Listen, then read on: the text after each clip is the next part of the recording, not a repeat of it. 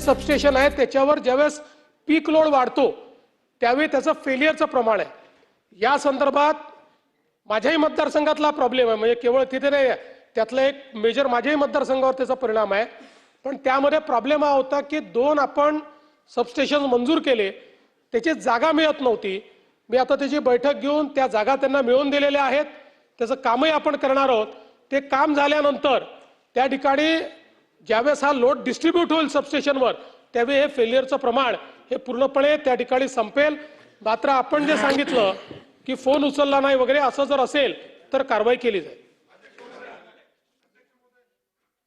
निकमजी बोला. अध्यक्ष महोदय, प्रश्न नागपूरचा आहे. मी थोडासा कोकणात येतो, कारण चिपळूणमध्ये मुरादपूर म्हणून आहे, वाशिष्ठीच्या काठावर उपकेंद्र आहे आणि इथे पाण्यामुळे काही पाऊस न पडल्यामुळे कदाचित काही बंद होतात. पण आमच्याकडे थोडं पावसाळ्यात उलटं होतं.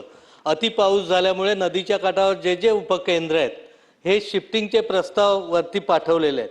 आता दरवेळी पाणी भरल्यामुळे 40 लाख 50 लाख रुपये रिपेअरिंगला खर्च केला जातो, परंतु शिफ्टिंगचा प्रस्ताव आहे तो